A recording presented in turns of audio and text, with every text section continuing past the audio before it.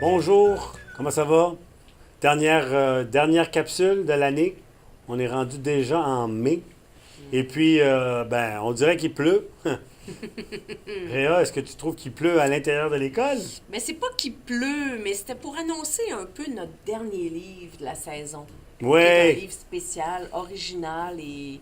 Mais c'est ça, on avait envie de l'annoncer comme ça, mais là, je vais le déposer derrière nous parce que je veux pas te cogner avec. Oui, non, je Bon, voudrais ben, pas me retrouver avec ouais. un parapluie dans l'oreille. Alors, effectivement, les amis, le dernier livre qu'on vous propose pour la saison, c'est un livre assez particulier et c'est très rare qu'on trouve des livres de ce genre dans la section des albums. Et c'est à la fois un album pour les jeunes, mais c'est aussi de loin un album pour les plus vieux. Pourquoi? Parce qu'il s'agit d'une enquête. Et l'auteur, Rodolfo Walsh, il faut savoir que c'est un Argentin et il est décédé il y a très longtemps. Aucun de vous n'était né. Il est décédé dans les années 70. Et Rodolfo était un enquêteur. Alors, tu viens de comprendre qu'on parle d'un livre où il y a une enquête. Alors, il était un grand écrivain et un grand journaliste d'enquête. Il essayait de comprendre qu'est-ce qui s'était passé dans un crime ou essayer de résoudre des énigmes sur des crimes qui avaient été commis en Argentine. Alors, si tu regardes sur ta carte, tu verras que l'Argentine, ça se trouve en Amérique du Sud. Hein, c'est un des grands pays de l'Amérique du Sud. Et le livre s'appelle, écoute bien, Trois Portugais sous un parapluie, d'où la raison qu'on avait des parapluies, sans compter le mort. Et le sans compter le mort est entre parenthèses. Donc, il y a une petite touche d'humour. Alors déjà, on devine que ce livre sera à la fois une enquête, mais une enquête avec une touche d'humour. Ce livre, je vais aussi te dire, tout à l'heure, je t'ai dit que Rodolfo était mort en 1972, si je ne m'abuse. C'est clair qu'on ne lui a pas demandé cette année de nous écrire le livre, puisque ça fait déjà un bon bout de temps qu'il est décédé. Qu'est-ce qui est arrivé? Et c'est important parce que je pense que toi aussi, tu peux revoir la façon que tu vois la création du livre. L'illustratrice, qui s'appelle Inès Calvero, est une Argentine, elle aussi. Et elle, à l'université, alors qu'elle faisait une, une démarche artistique, elle a décidé de prendre l'histoire des trois Portugais sous un parapluie, sans compter le mort, et d'en faire un album illustré. Alors ce livre, au départ, ce n'était pas un livre pour les enfants. C'était un livre pour les adultes. Mais elle a dit, c'est trop chouette, on en fait un album. Et nous, on a le bonheur de pouvoir te le proposer en français pour que toi aussi, tu puisses devenir, comme Rodolfo, un enquêteur d'un crime qui a été commis. Et le crime qui a été commis, justement, c'est qu'il y a trois Portugais qui sont interrogés par un inspecteur parce qu'il y a un crime qui a été commis. Laisse-moi te lire la première page du livre et tu vas tout de suite comprendre l'ambiance. Le premier Portugais était grand et élancé. Le deuxième Portugais était petit et gros. Le troisième Portugais était de taille moyenne. Le quatrième Portugais était mort.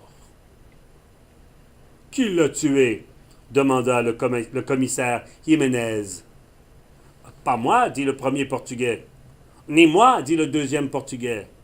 Ni moi non plus, dit le troisième Portugais. Le quatrième Portugais restait mort.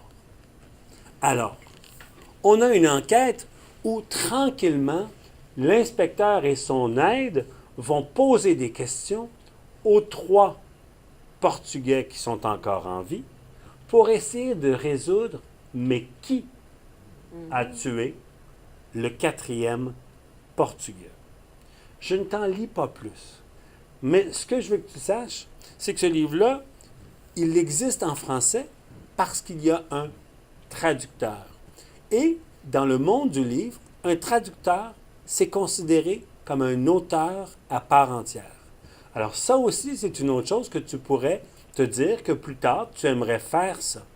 Il y a des grands livres qui ont été écrits en anglais, ou en italien, ou en espagnol, ou en français, qui ont été traduits dans d'autres langues pour que le reste du monde puisse découvrir le talent des auteurs.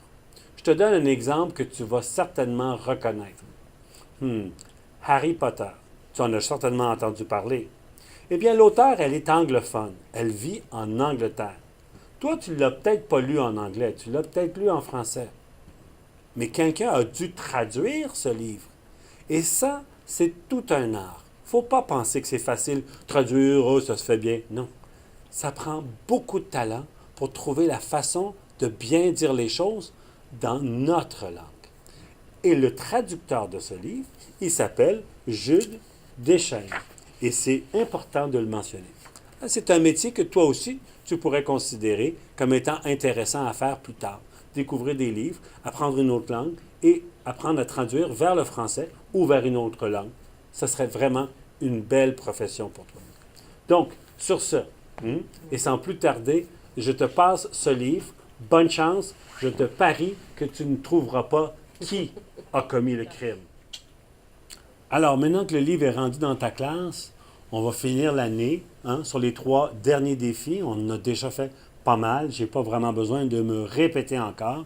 Alors, comme tu sais, 3 derniers défis de l'année. Ton défi Presto, ça va être un défi assez simple. On se demande si tu connais d'autres langues que le français. Je t'expliquais tout à l'heure que ce livre avait été traduit de l'espagnol par Jules.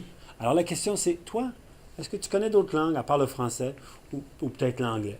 Et si tu connais d'autres langues, est-ce que tu sais un mot que tu pourrais peut-être enseigner à d'autres amis de la classe? Peut-être le mot bonjour ou bon été ou bonnes vacances ou où sont les toilettes. Alors, peut-être que tu peux enseigner ces quelques mots que toi tu connais. C'est peut-être ta langue maternelle, c'est peut-être ta langue paternelle, c'est peut-être la langue d'un voisin, c'est peut-être une langue que tu as appris pendant que tu voyageais. Mais c'est important de découvrir d'autres langues et quelle belle occasion pour toi de montrer que tu sais d'autres langues.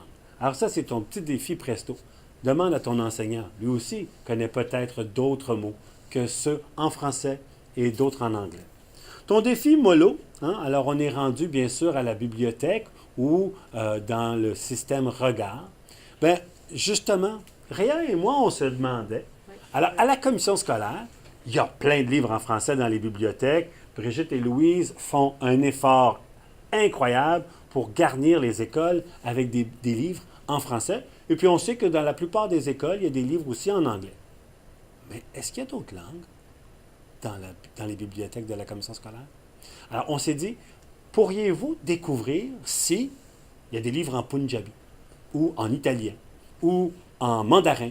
Je ne sais pas, j'ai aucune idée, je ne suis pas allé chercher. Mais quel beau défi de découvrir la richesse de votre bibliothèque scolaire et de votre bibliothèque globale. Parce que n'oublie pas que tu peux chercher sur tout le territoire de ta commission scolaire les livres qui existent.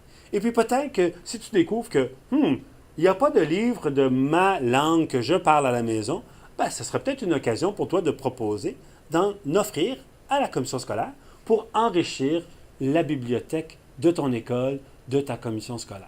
Alors, c'est un beau dernier défi mollo pour toi et ta classe. Et puis, le dernier défi Mucho, ben, ça, c'est Réa qui a pensé et je dois dire que je le trouve hyper chouette parce que c'est un défi drôle que vous allez pouvoir vivre dans les dernières semaines. Ben, autant de jours, finalement, qu'il y a d'élèves dans ta classe. Et l'idée, c'est un jeu d'enquête. C'est très simple. Vous allez pouvoir le jouer quelques minutes tous les jours. Ça se fait très rapidement.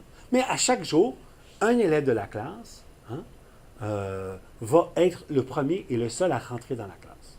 D'accord?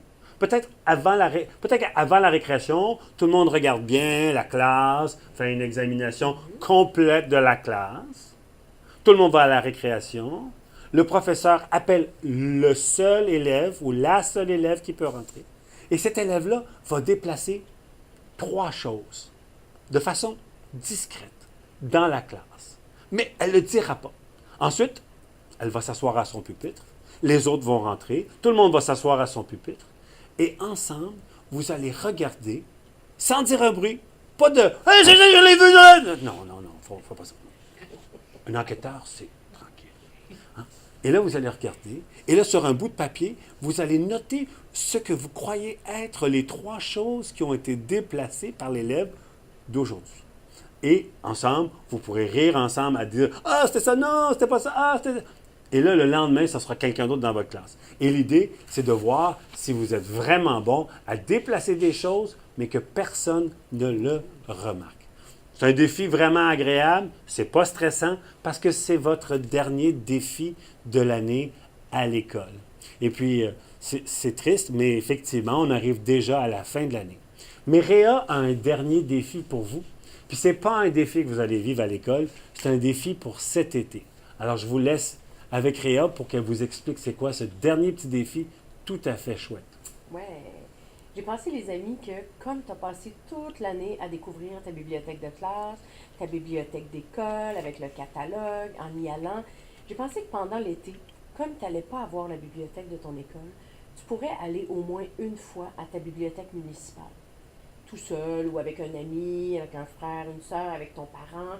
Juste d'aller découvrir ta bibliothèque municipale, d'aller voir si elle ressemble à ta bibliothèque scolaire, si les livres sont rangés de la même façon, est-ce qu'ils ont les mêmes livres. Juste aller puis te donner l'occasion de découvrir d'autres livres que tu n'as pas vus cette année. Et comme ça, ben, ça va pouvoir continuer tes découvertes qu'on a fait ensemble. Là, tu vas en faire des nouvelles et ça te fera une activité d'été.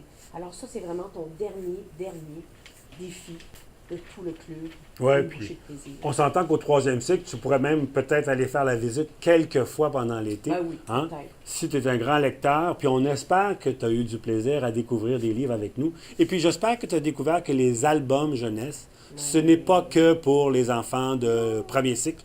Il y a des albums jeunesse autant pour les grands, comme moi, comme vous, que pour les enfants plus jeunes dans toute l'école.